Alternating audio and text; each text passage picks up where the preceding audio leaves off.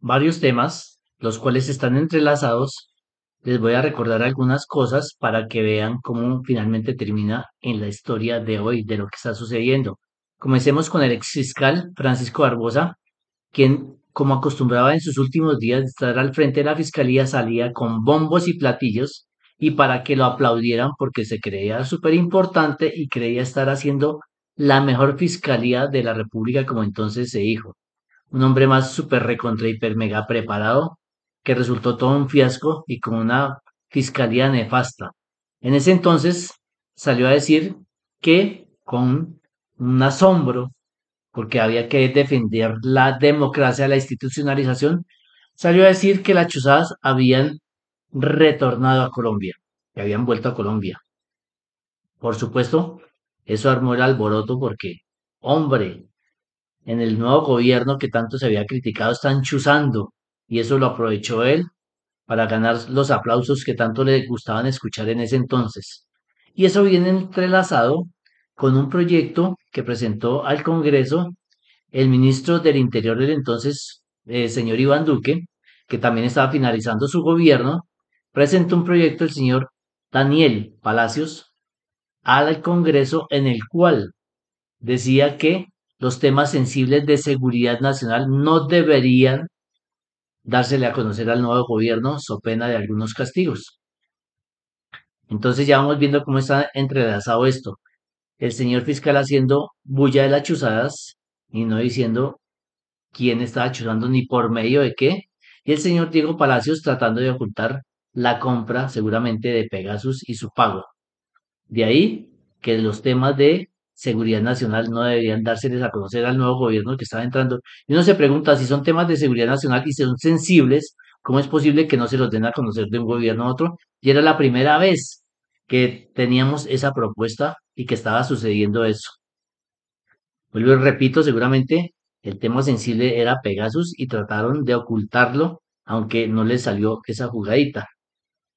Y en este país que estamos acostumbrados a las jugaditas, eh, se pregunta uno, ¿dónde está el gran periodismo? Se desgarran porque se defiende el gran periodismo, la libertad de prensa, la libertad de información, y los grandes periodistas no habían descubierto nada de esto hasta cuando el señor Petro salió a decirlo, cuando estaba en pleno auge el paro camionero. ¿Cómo es que sale a decir semejante vaina cuando estamos en paro camionero? El país está paralizado, no hay alimentos, no hay nada, nada en los mercados y el país está paralizado. Fue el escándalo y mire ya en qué va este escándalo. Se atrevieron los más altos funcionarios del antiguo gobierno a negarlo. Absolutamente dijeron que no, no se había adquirido y ya se vio que la empresa que lo produce sí lo vendió a Colombia. La verdad se quiso ocultar.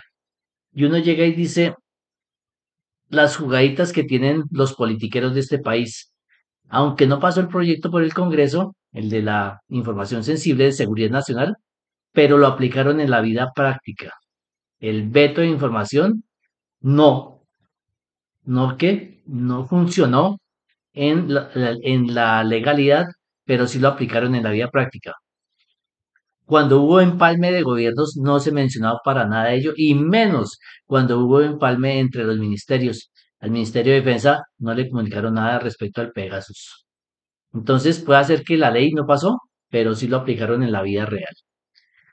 Y se pregunta uno, les decía yo, los grandes periodistas, los investigadores, la periodista, la mujer mejor informada del país, Darcy Quinn, que se ha pifiado en estos días, uno se pregunta realmente si son buenos periodistas los que están en este momento famosos en sus ondas radiales, en televisión, en la prensa, si son buenos.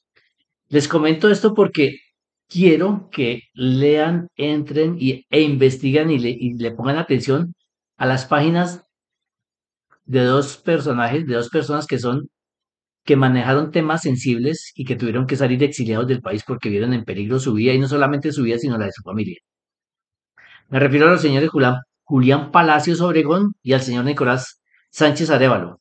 El señor Julián Palacios Obregón dice tener unas grabaciones en las cuales se demuestra el vínculo de María Fernanda Cabal con los paramilitares. Él, cuando tenía una citación en una de las altas cortes, el día, unos 2, 3 días antes, sufrió un atentado el 23 de marzo del 2023. La noche anterior le habían hecho disparos a su casa y le habían dicho a la mamá que le dijera a su hijo que no fuera SAP. Al día siguiente fue el atentado. A principios de este año, según él lo da a conocer en su portal, en su página, lo citaron a una reunión unos politiqueros, inclusive del mismo partido de gobierno, palabras más, palabras menos, le dijeron que estuviera tranquilo, que había una plata para él y que habían otras cuestiones. Él sintió amenazada su vida y la de su familia, no dijo nada, no aceptó el dinero y se tuvo que exiliar del país. Va a atender las reuniones a que se ha citado virtualmente. De ahí la importancia, por favor, de que entren a sus páginas, no lo crean, no nos crean, como digo yo, lean, investiguen y entérense de lo que está sucediendo en el país. La otra persona es Nicolás Sánchez Arevalo, él sí es periodista, trabaja para un portal La Vorágine. Él estaba investigando un dossier, el dossier desconocido de Chiquita Brands, Uribe y los paramilitares. A raíz de la condena que sufrió en Estados Unidos, él arrancó su investigación y cuando tenía esta investigación ya madura, sufrió amenazas de muerte y no solamente fueron tan serias y tan directas, que no solamente él se vio amenazado, sino también el mismo portal La Vorágine, por lo cual inmediatamente ambas, tanto el portal como el periodista, suspendieron dicha investigación. Aquí nos damos cuenta de que estamos gobernados por malandros. No lo digo solamente por el dossier es así, dossier desconocido de Chiquita Brands, Uribe y los paramilitares. No solamente el señor Uribe, no lo digo por el señor Uribe, al cual tienen que vencerlo en juicio, sino aquí la mayoría de politiqueros son malandros y ya sabemos que se hacen elegir por compra de votos, etcétera, etcétera. Tienen sus mañas para hacerse elegir. Y el no permitir conocer al pueblo qué es lo que ha sucedido realmente con los paramilitares, su financiación y con quienes han tenido relaciones, por eso es que estamos condenados a repetir nuestra historia, por eso es que nos llevamos matando tanto tiempo, porque nunca hemos conocido el fondo, la verdad, la realidad de las cosas. Y mientras esto siga sucediendo, es como si siguiéramos en un círculo vicioso y de ahí no vamos a salir. Si no conocemos la verdad, estaremos condenados a repetir una y otra vez las mismas situaciones. Nosotros vemos que aquí en Colombia la política es heredable. Esos son clanes politiqueros que existen en esta nación. Y tiene que ser así porque quien hace una embarrada tiene que dejarla cubierta. Y de ahí que la politiquería sea de generación en generación. Si no conocemos la verdad, esta gente seguirá montada quién sabe por cuánto tiempo y seguirá haciendo de las suyas, abusando de la corrupción, del nepotismo, de dar contratación a sus patrocinadores, a quienes les dan plata para sus campañas. Entonces, ojo con todo esto, por favor. No se les olvide consultar las páginas de los señores Julián Palacios Obregón y Nicolás Sánchez Arevalo. Es increíble que por tratar de que la gente conozca la verdad, puedan atentar contra la vida de las personas. A estas personas, a estos malandros no les importa nada más que gobernar, que robar, y ahí que estén dispuestos inclusive a asesinar a los demás. Pasando a otro tema, también me voy a referir a los demócratas, a quienes viven diciendo que se debe respetar la democracia colombiana, que se deben defender las instituciones, que se deben defender la independencia de los poderes, etcétera, etcétera.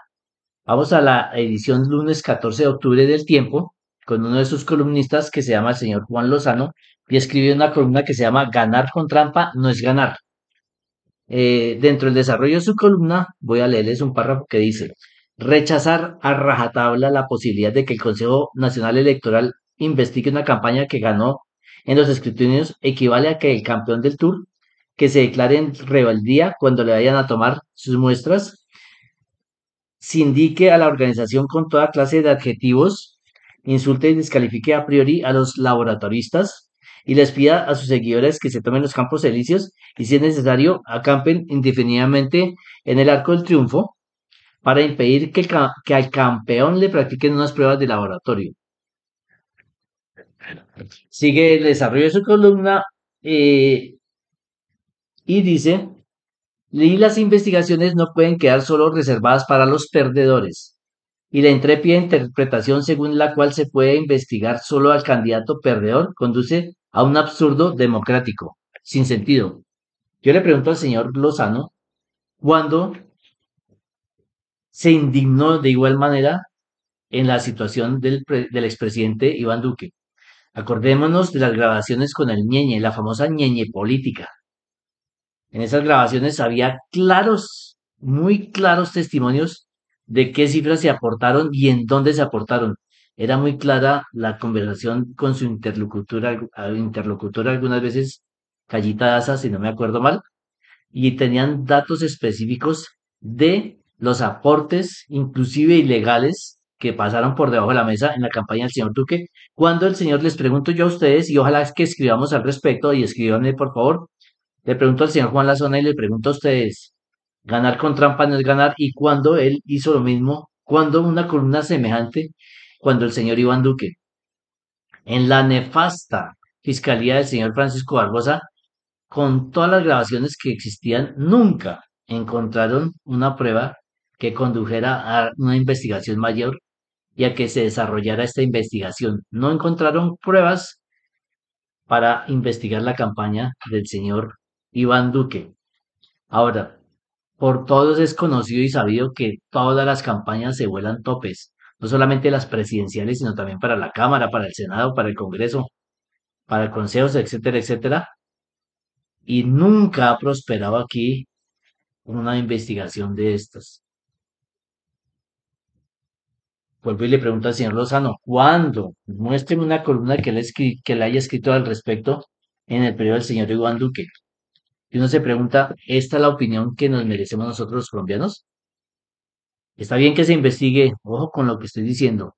Aquí se debe investigar a todo el mundo con el mismo rasero. Y los culpables, por supuesto, que deben estar condenados, deben ser condenados porque nadie está por encima de la ley. Lo que aquí indigna es que no se tenga el mismo rasero para todos.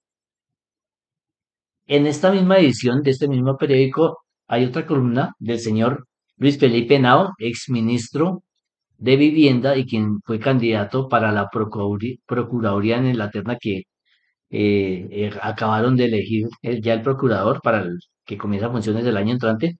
El señor Luis Felipe Henao escribe también una columna que se llama La financiación de la campaña y el título de la columna es Que el país sepa la verdad. En uno de sus apartes dice, en vez de cortinas de humo que está socavando la institucionalidad, otro demócrata, hay que defender la institucionalidad, que está socavando la institucionalidad, el país quiere saber qué pasó con el proceso de Nicolás Petro, que lleva meses entrabado, pese a que hace más de un año los implicados confesaron la existencia de irregularidades en la campaña presidencial. Hubo irregularidades y se ha demorado el caso. ¿Por qué estas irregularidades vuelven y me acuerdan de la ñeñe política? ¿Y por qué este estancamiento, este proceso, por ejemplo, me recuerda al estancamiento del proceso del señor Álvaro Uribe, que duró dormido en la fiscalía años, y este señor Luis Felipe Nao, yo le pregunto a él y les pregunto a ustedes, ¿cuándo escribió también una columna indignándose ante tal situación? ¿Cuándo defendió tanta la democracia en ese entonces? ¿Cuándo se preocupó por la aplicación de la justicia? Por eso es que esta gente está perdiendo credibilidad.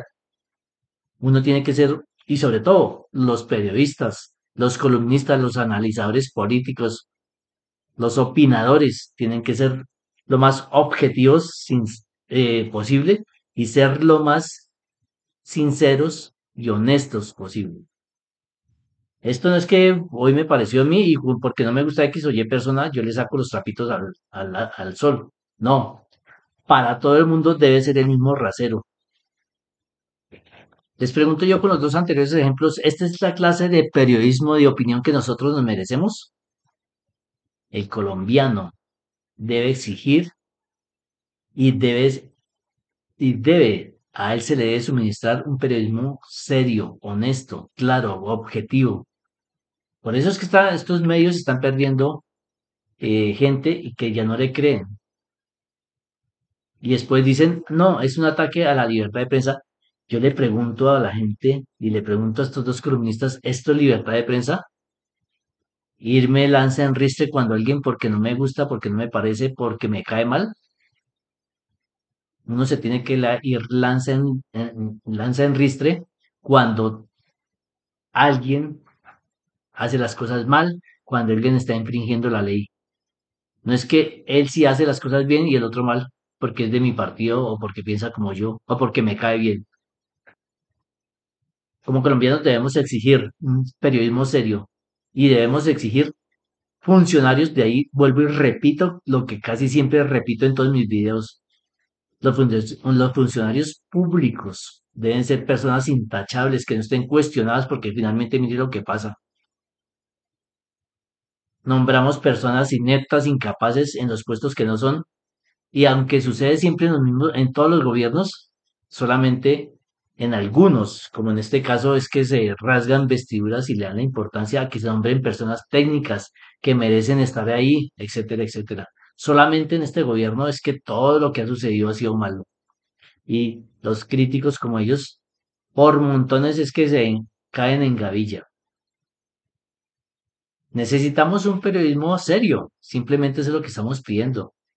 La función del periodista es contarle a la gente qué es lo que ha pasado, no darle a conocer su opinión o su punto de vista con la noticia inmiscuida.